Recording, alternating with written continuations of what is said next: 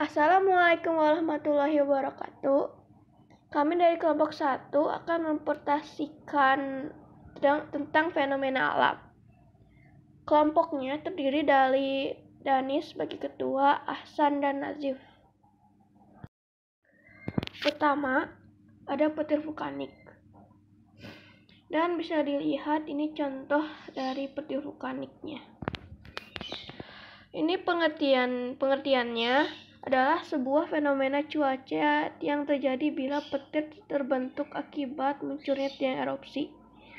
Tempat baru lihat kejadiannya gunung berapi Chaiten, gunung berapi Augustinedan, gunung berapi Eyjafjallajökull. Waktu tidak ada yang menebak kapan terjadinya. Itu hanya tergantung oleh Allah atau enggak alam. Cara mengatasinya cara selamat kabur dari jauh mungkin dari tempat vulkanik.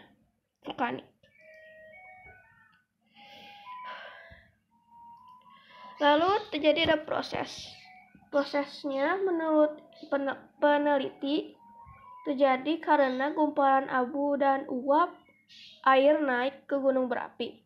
Kemudian membentuk es di lapisan tertinggi, kemudian petir terbentuk dari kristal es yang tertubrukkan dan membuat listrik. Jika lihat di depan itu salah satu proses dengan gambar.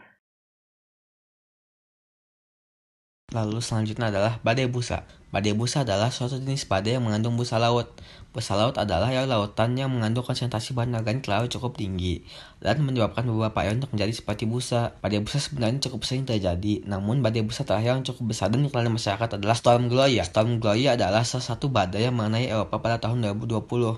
Badai ini terjadi pada tanggal 17 sampai 25 Januari 2020 di sekitaran lautan Mediterania dan mengenai bagian timur Spanyol dan bagian selatan Prancis. Lokasi yang bisa terkenal oleh badai busa biasanya adalah tempat yang dekat dengan lautan, tempat seperti pantai dan pesisiran, dan biasanya yang paling banyak terkena busa di saat terjadi badai busa. Namun daerah yang cukup jauh dari lautan juga bisa terkena badai busa bila badainya cukup besar. Badai busa dapat terjadi bila di saat kondisi badai, air laut yang terbawa di badai mengandung busa lautan. Busa lautan dapat terbentuk bila air di lautan yang memiliki konsentrasi bahan organik terlaut yang cukup tinggi, teraduk-aduk, dan membuat seperti gelombang di lautan. Hal yang dapat menyebabkan kondisi ini di antara lain adalah ledakan populasi alga yang diiringi dengan angin kencang atau ombak bergelombang. Seperti badai biasanya, badai busa juga dapat menghancurkan bangunan dan membawa arus yang dapat menyeret banyak orang dan membawa barang berbahaya. Kelebihan dari badai busa adalah badai busa dapat menutupi suatu daerah dengan busa. Selain itu, fakta bahwa badai tersebut memiliki busa dapat membuat kita lebih sulit melihat ke sekitar kita. Selain itu, badai busa juga dapat membawa hewan berbahaya seperti ular ke tempat yang banyak ditempati manusia. Lalu hal apa saja yang perlu kita lakukan di saat terjadi badai busa? Bila kita berada di rumah, maka hal yang perlu kita lakukan berlindung di bawah benda yang kuat.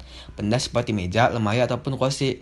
Berlindung di bawah benda tersebut dapat menyelamatkan kita dari benda-benda seperti atap yang berjatuhan. Selain itu, kita juga harus menghindari kaca, karena bila kacanya pecah, pecahannya dapat mengenai kita dan berbahaya bagi tubuh. Bila kita berada di luar, kita juga perlu menghindari arus badai. Selain terbawa arus dan menghilang, badai juga dapat membawa barang yang berbahaya. Selain itu, kita juga harus menghindari hewan berbahaya yang terbawa arus.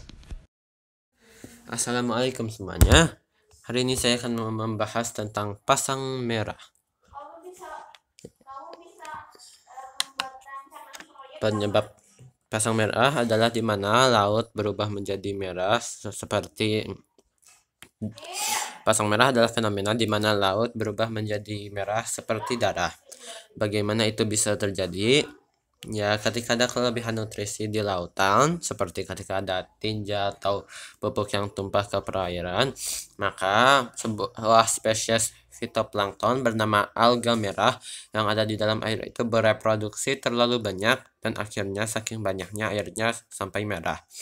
Dan tentu saja itu ada akibat buruknya. Nah, akibatnya adalah ketika pasang merah terjadi, populasi alga merah yang merupakan makanan herbivora tumbuhan bisa menyebabkan keseimbangan dalam populasi.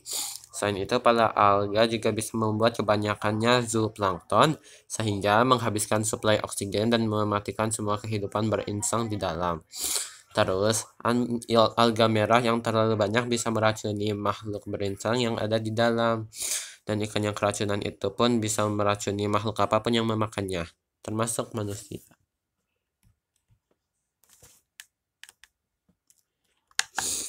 Pencegahannya. Jadi, bagaimana kita mencegah pasang merah? Pertama, kita harus mencegah limbah seperti tinja atau pupuk lainnya jatuh ke perairan. Kedua, kita harus mencoba tidak membuang apapun ke perairan karena bisa jadi apa yang dibuang itu menyebabkan ledakan populasi fitoplankton alga merah. Terakhir, kita harus memastikan bahwa tidak ada perkebunan atau peternakan yang membuang suatu limbah ke perairan. Oh ya, dan ini adalah gambar pasang merah. Assalamualaikum warahmatullahi wabarakatuh.